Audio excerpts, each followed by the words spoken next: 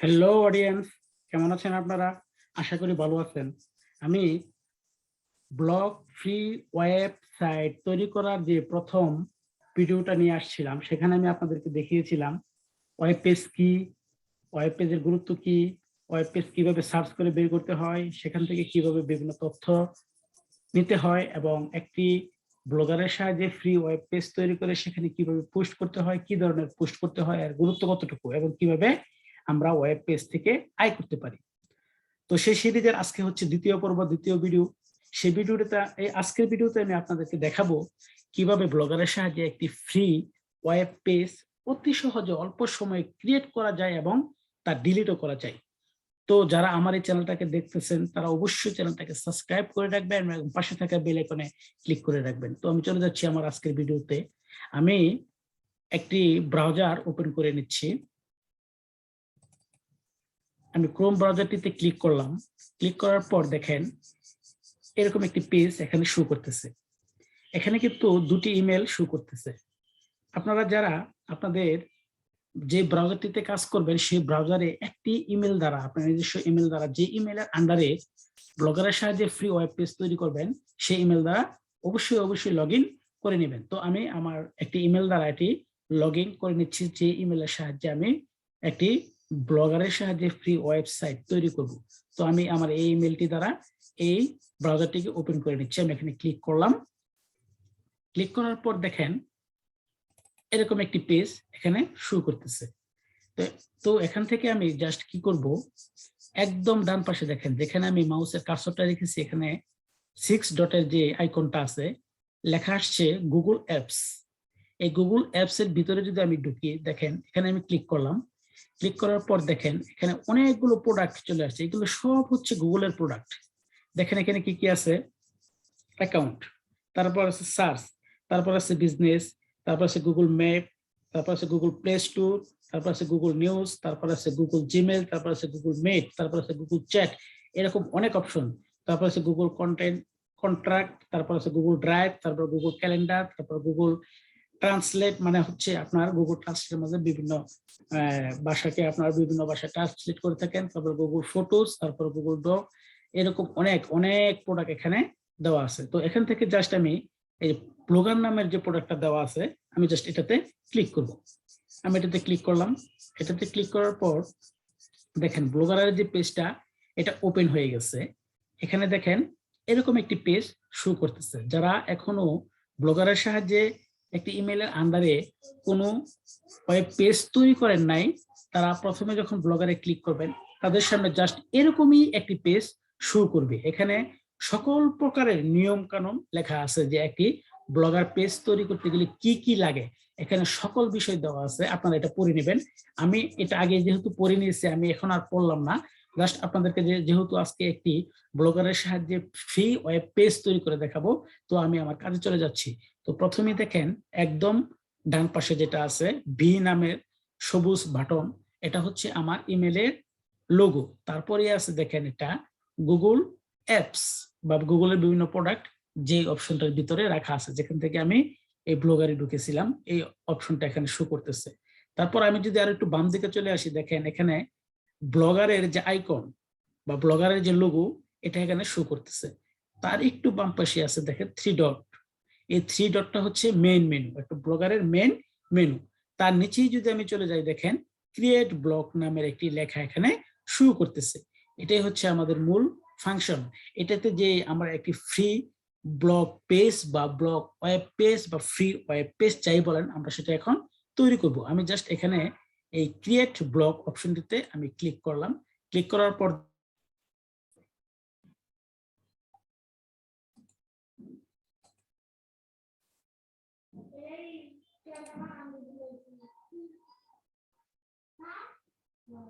তো এখান থেকে দেখেন জাস্ট এই টাইটেল যে অপশনটা আছে, এখানে যদি আমি একটি ওয়েব পেজের নাম দিই, আমি এখানে কি নাম দিব, একটি নাম আমি চয়েস করে নিচ্ছি। জাস্ট একটু অপেক্ষা করেন, আমি একটি নাম দিব। এখন আমি জাস্ট এখানে লিখবো টিচ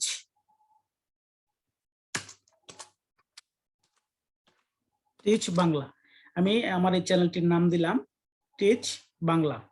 আপনারা আপনাদের পছন্দের সহিত একটি নাম দিয়ে নেবেন। আমি জাস্ট লিখলাম এখানে টিচ বাংলা। এখানে লেখার পর নেক্সটে আমি ক্লিক করলাম। নেক্সটে ক্লিক করার পর দেখুন আরো একটি পেজ এখানে শো করতেছে। এখানে বলতেছে choose a URL for your blog. এটার মানে হচ্ছে যে একটি ইউআরএল আপনি এখান থেকে তৈরি করবেন। ইউআরএলটা কি সেটা হচ্ছে আমরা গুগল সার্চ যে অপশনগুলো থাকে, সার্চ যে বক্সগুলো থাকে, সেখানে যে আমরা আমাদের এই ওয়েব পেজটাকে যেই ইউআরএল এর মাধ্যমে খুঁজে বের করব, জাস্ট সেই জিনিসটাই এখানে তৈরি করতে বলতেছে। দেখেন নিচে আছে অ্যাড্রেস আর তারপরে আছে .blogspot.com, মানে হচ্ছে এখানে আপনি একটি আপনার পেজের নাম সহ একটি ইউআরএল তৈরি করতে বলতেছে। জাস্ট আমি যদি এখানে লিখি যে টিচ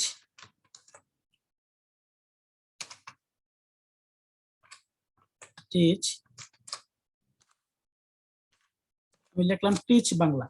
দেখেন এখানে টিচ বাংলা লেখার পর এই অ্যাড্রেস অপশনটা কিন্তু লাল হয়ে গেছে এবং নিচে লেখা আসছে sorry this blog address is not available, মানে এই টিচ বাংলা নামের আরো ইউআরএল এখানে অন্য কেউ আগে তৈরি করে ফেলেছে। তো আমি জাস্ট আরো একটু যদি বাড়িয়ে দেই বা কমিয়ে দেই তাহলে হয়তো বা নিতে পারে। আমি একটু ট্রাই করে দেখি। তারপর যদি আমি দেই .com, দেখেন তারপর ওটা এখান থেকে নিচ্ছে না। আমি জাস্ট এখানে আরেকটু চেঞ্জ করে দিব। দেখুন এখানে আমি দিয়েছি জাস্ট টিচ বাংলা 1985 1985 দেওয়ার পর এখানে যে রেট সংকেতটা দেওয়া ছিল সেটা কিন্তু এখন আর নেই। তার মানে আমার এই ইউআরএলটা এখন অ্যাভেলেবেল নয়, এটা এখন তার অ্যাকসেপ্ট করবে, মানে এই ইউআরএলটা কেউ আগে আর ব্যবহার করেনি। তো জাস্ট যেহেতু তারা এটা অ্যাকসেপ্ট করে নিয়েছে বা এখানে লাল কোনো বাটন নেই, তো সেই হিসেবে আমি এটাকে এখন ইউআরএল হিসেবে ক্রিয়েট করতে পারি। তো জাস্ট আমি এখানে সেভ অপশনটিতে ক্লিক করলাম। আমি সেভ অপশনে ক্লিক করার পর দেখেন একটি ফ্রি ওয়েব পেজ বা ওয়েবসাইট ক্রিয়েট হয়ে গেল। আপনারা জাস্ট অল্প সময়ের মধ্যে একদম সহজভাবে আপনারা এভাবেই একটি ফ্রি ওয়েব পেজ তৈরি করতে পারবেন ব্লগারের সাহায্যে। তো এটা হচ্ছে একটি ওয়েব পেজের বা ওয়েবসাইটের ব্যাকএন্ড, এটা হচ্ছে জাস্ট ব্যাকসাইট। আমরা যারা ব্লগ পেজ বা ওয়েবসাইট তৈরি করে থাকি তারা সকলেই এই পেজটাতে কাজ করি। দেখেন এখানে আছে নিউ পোস্ট, তারপরে আছে পোস্ট, তারপরে আছে স্ট্যাটাস, তারপরে আছে কমেন্টস, তারপরে আছে আর্নিংস, তারপরে আছে পেজেস, তারপরে আছে লেআউট, তারপরে আছে থিম, তারপরে আছে সেটিংস, তারপরে একটু নিচে আছেন দেখেন আছে ভিউ ব্লগ।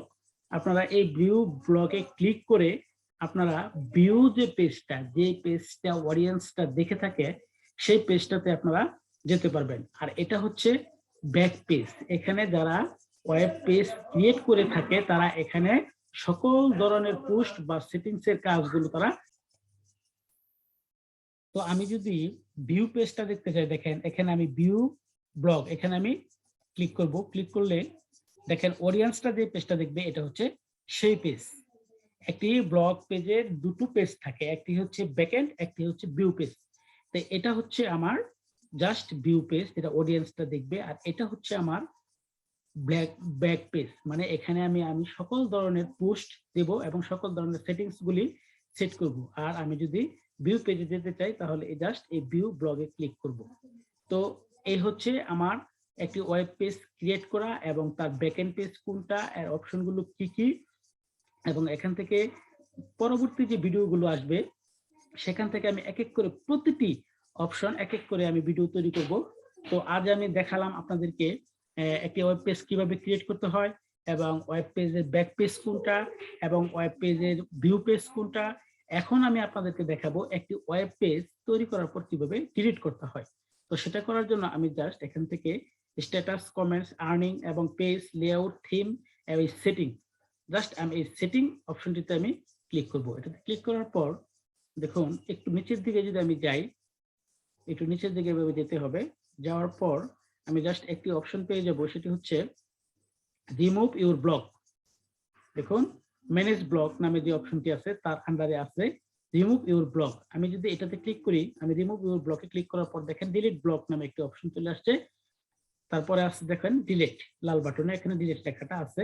আমি ডিলিটে ক্লিক করলাম। ক্লিক করার পর দেখুন আরেকটি পেজ চলে আসবে, সেখানে লেখা আসছে পার্মানেন্টলি ডিলিট এবং আনডিলিট। আপনি যদি একেবারে ডিলিট করতে চান তাহলে এই পার্মানেন্টলি ডিলিট অপশনটিতে ক্লিক করতে হবে, আর যদি ডিলিট না করতে চান তাহলে আনডিলিটে ক্লিক করতে হবে। যেহেতু আমি এই ব্লগ পেজটি বা এই ওয়েবসাইটটি নিয়ে নেক্সট টাইমে আপনাদেরকে আরো অনেক থিম সেট করা, তারপর আপনার লেআউট সেট করা, সেটিংস এর বিভিন্ন ফাংশন গুলো এবং কিভাবে পোস্ট করতে হয় এবং কিভাবে সাইড ম্যাপ ক্রিয়েট করতে হয় এগুলো আমি আপনাদেরকে দেখাবো। তো আমি এই পেজটিকে ডিলিট করছি না, আমি জাস্ট আনডিলিট করে দিচ্ছি। আপনারা যদি ডিলিট করতে চান তাহলে এই পার্মানেন্ট ডিলিট অপশনে ক্লিক করলে এই ডিলিট পেজটি অবশ্যই ডিলিট হয়ে যাবে। আমি জাস্ট আনডিলিটে আমি ক্লিক করলাম। তো বন্ধুরা, আগে ছিল আমার এই ভিডিওর বিষয়বস্তু কিভাবে একটি পেজ ক্রিয়েট করতে হয় এবং পেজটি কিভাবে ডিলিট করতে হয় এবং কোনটা ব্যাক সাইড এবং কোনটা ফ্রন্ট সাইড।